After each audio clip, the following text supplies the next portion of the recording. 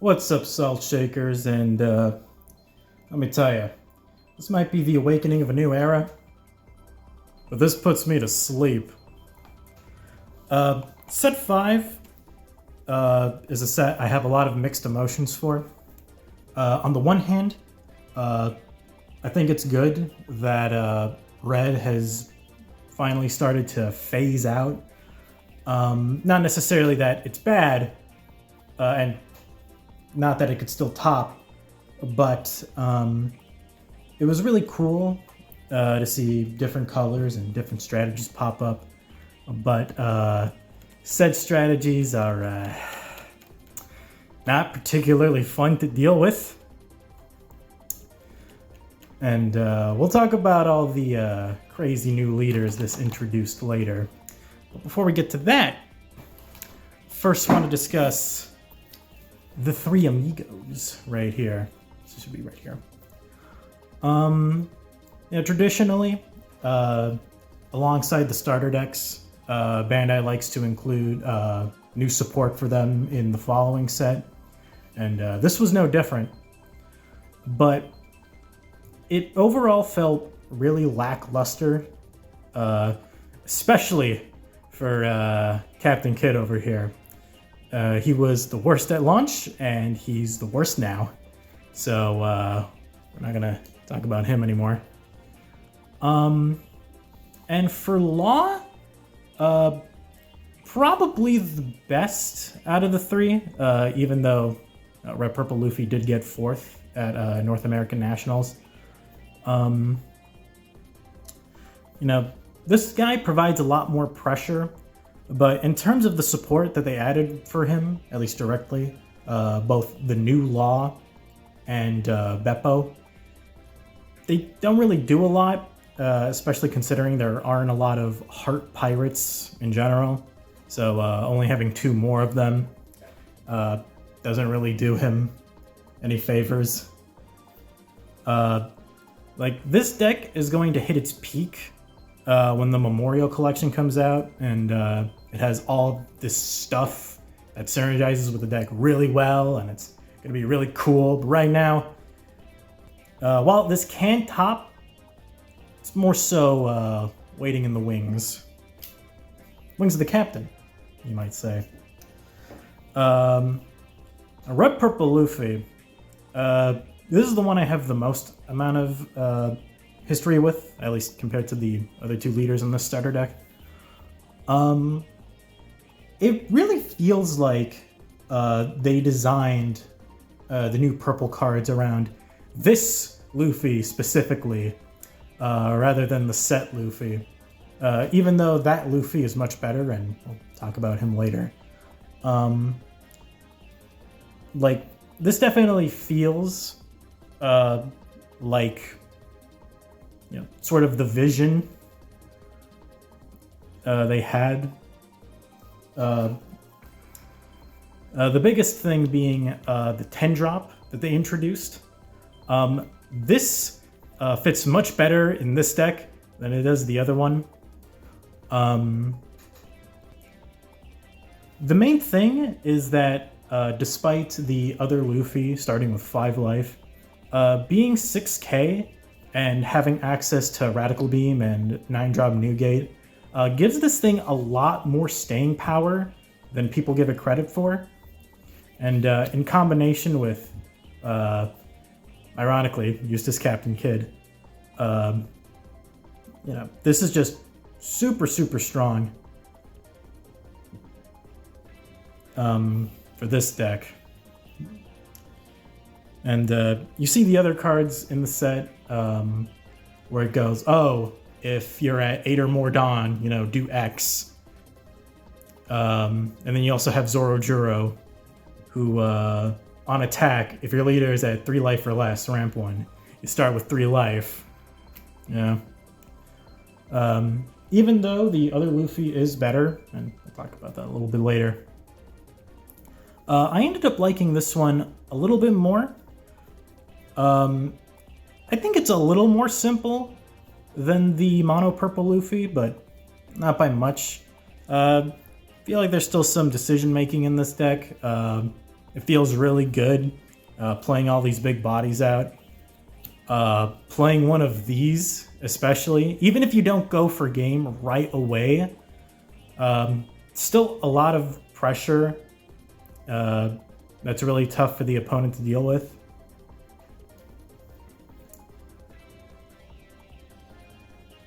Yeah, it's a solid deck. I don't know what else to say. Not tier 1, as we'll discuss later, but I like it. Now for the new guys introduced in this set, we're gonna go in order from what I consider to be best, from worst to best. Starting off with, this is definitely the most archetype-specific leader that's been introduced in the game so far. You could say that Rebecca is pretty close to that, but I feel like there's more flexibility with the deck building since, in both last and current set, they introduced a lot of Dressrosa cards, and you don't necessarily need to use all of them, or that your deck even has to be fully Dressrosa in order for it to work, since you look at top 2 with leader effect.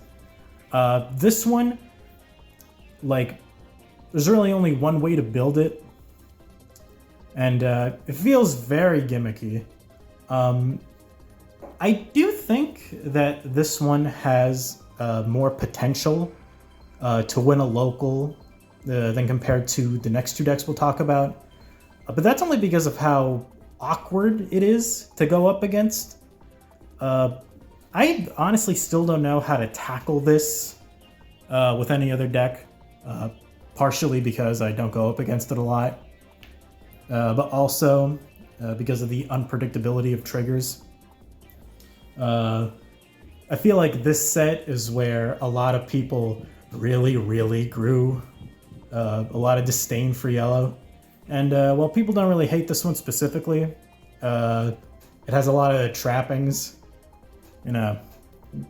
Checking life and then just losing the game off rip is never fun. But even just in general, it seems like using this leader doesn't seem like a lot of fun. Like, you're probably usually going to have 2 cards in hand because you're going to have to keep pitching. It's just... meh. Next up, Sabo. I feel like with the new ban list that Japan revealed, I think this guy's gonna make a pretty big comeback. I feel like this leader itself is already pretty strong. Being able to protect your guys a lot more easily with this effect is pretty useful. And with Sakazuki getting phased out, I think since you're gonna have less opportunities to bottom deck, your characters are gonna have a lot more staying power, and that's when this guy is really gonna show his stuff. Being at 4 life, it still hurts, but I feel like there's enough things this deck could do once Sakazuki's out in the spotlight that we're just gonna be seeing a lot more of them. Next up, Rosinante. Similar to my feelings on Sabo, I feel like this leader would have been tier 1 if it wasn't for the fact that Sakazuki exists. Just all that removal, really tough to deal with. But when you go up against any other deck, this can control the board a lot more easily. You have the Sugar, whose effect works very well Since your leader has blocker, you're able to defend your searchers very early on. You have a lot of strong cards in the late game, like the 8-drop Green Kid. I'm looking forward to seeing more of this guy, if he does show up. I don't know, but I think he's pretty cool. So leave him aside right here. And these were the Weenie Hut Juniors leaders. Like I said, not necessarily bad. Even Bello Betty, I think, has a couple moments to shine out there. But the next 3 leaders we'll talk about definitely impacted the meta the most. And all 3 of them won a national championships in a different region.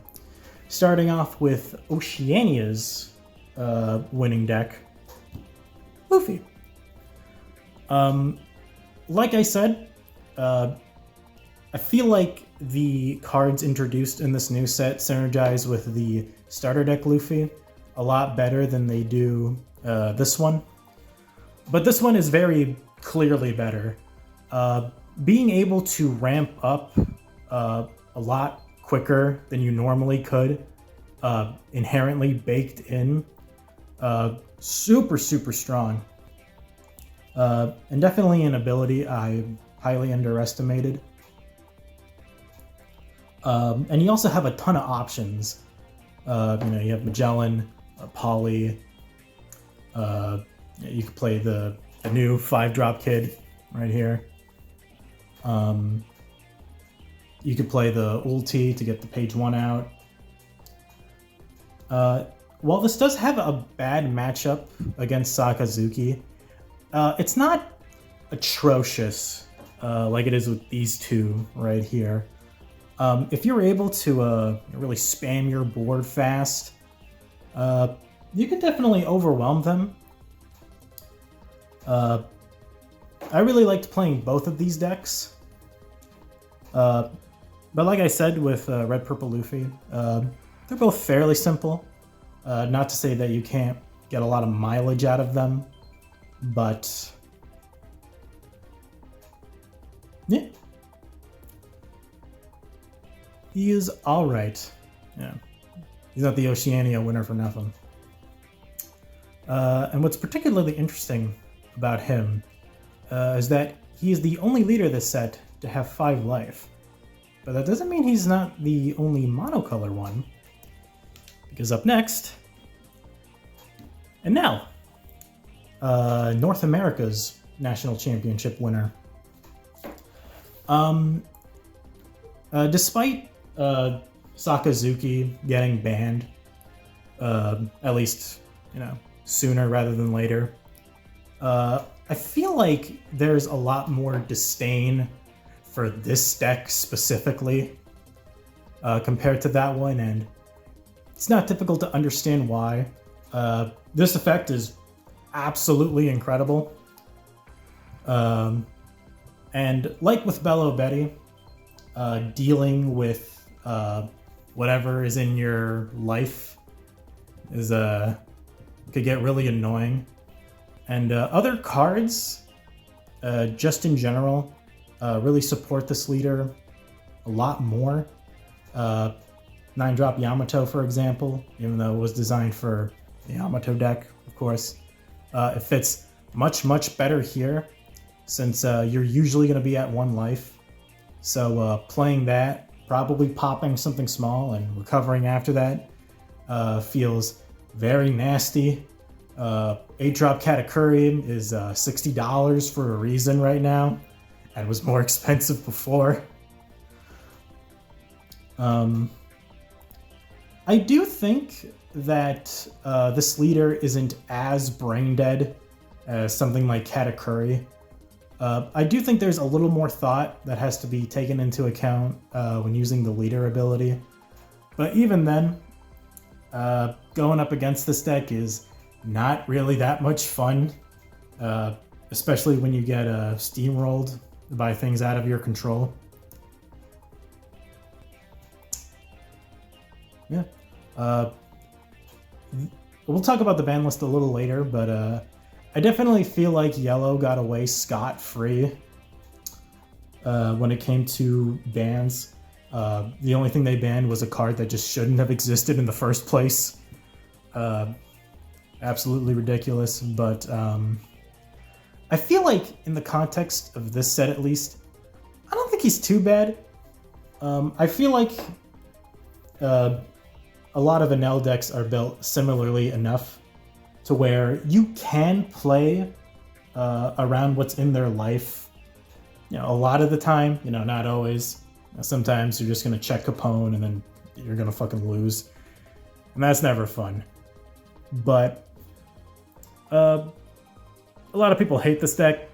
I don't blame them. But he wasn't the one to get the axe, because that honor belongs to this guy.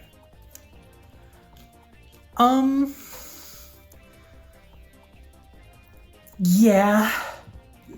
This is a little absurd.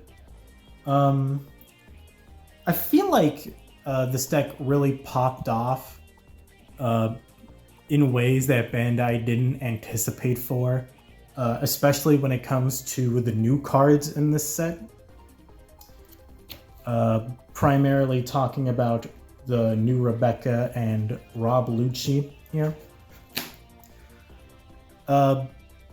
Black support this set in general was a little wacky, rather than like a specific archetype getting a lot of dedicated support. They were really all over the place. The most consistent one was Dressrosa, but even then, it was a lot of smaller things outside of this and Mancherie, which, you know, talk about that in a second.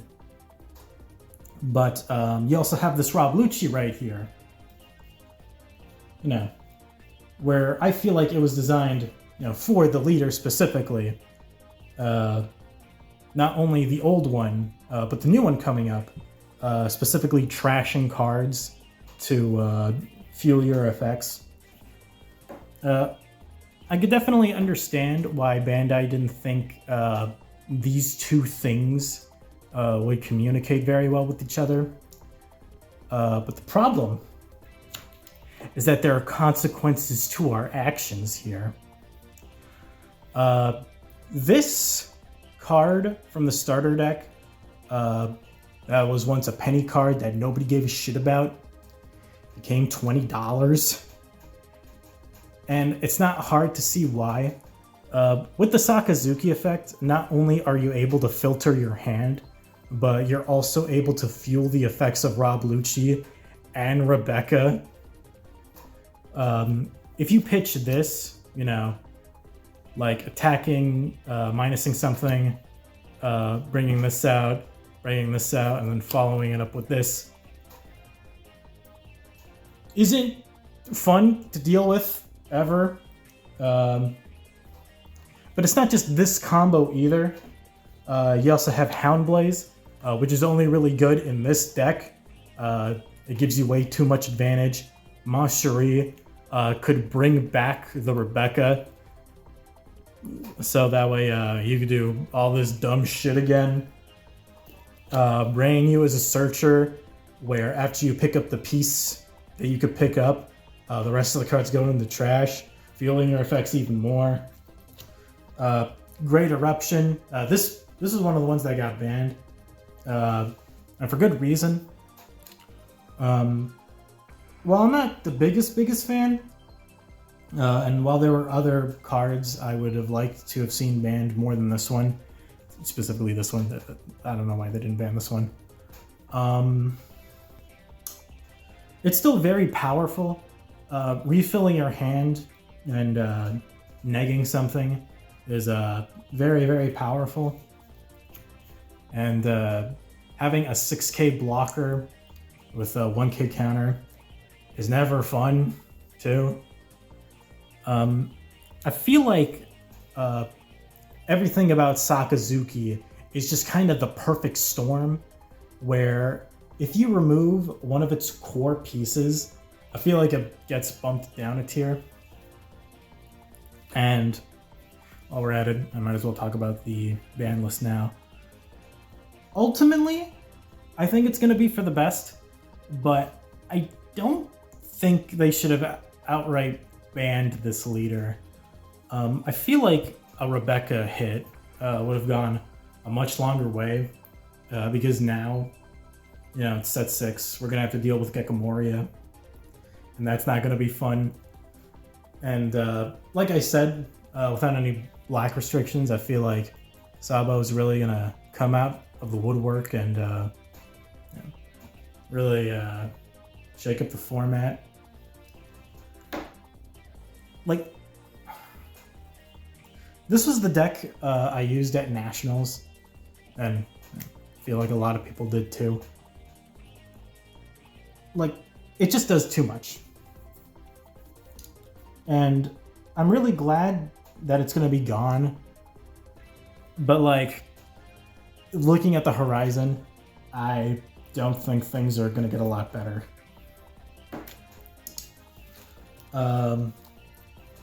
And that wraps up... Oh, I also forgot to mention Sakazuki's Europeans Nationals winner, so yeah. Now there was one more leader released between OP05 to OP06, and that is Uta. It definitely felt very weird that there wasn't a lot of... It was weird that this didn't exist at first.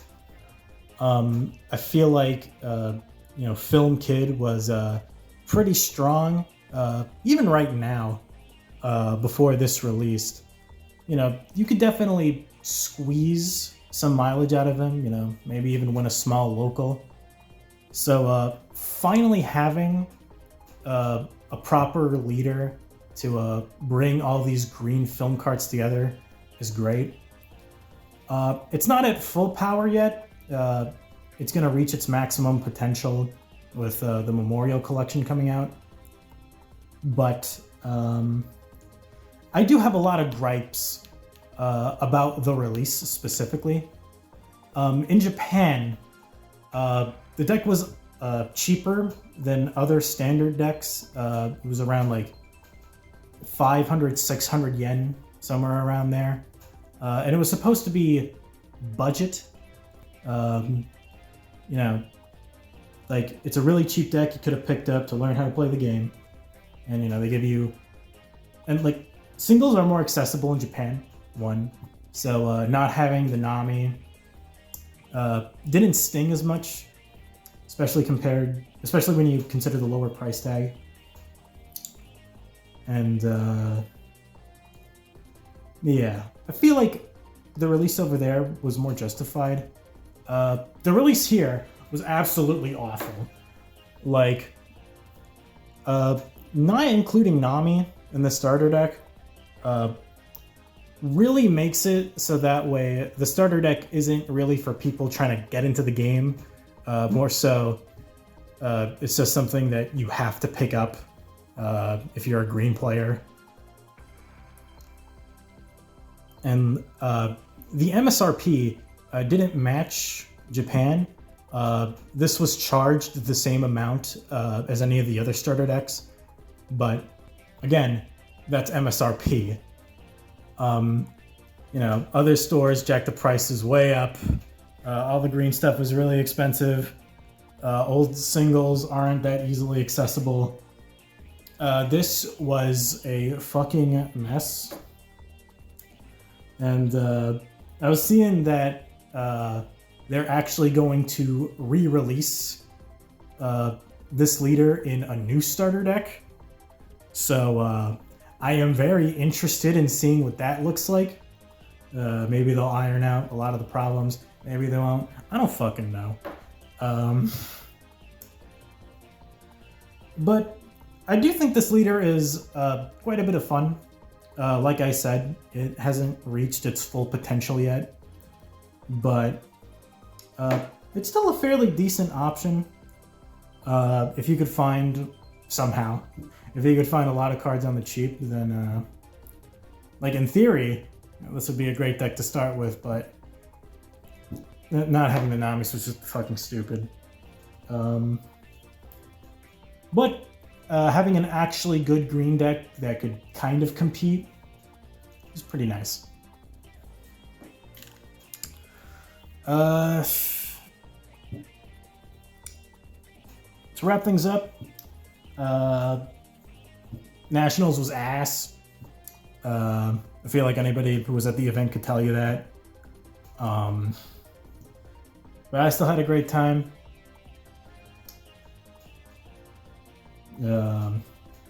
I really hope that the new restriction list can really iron out a lot of the issues the game's having right now, because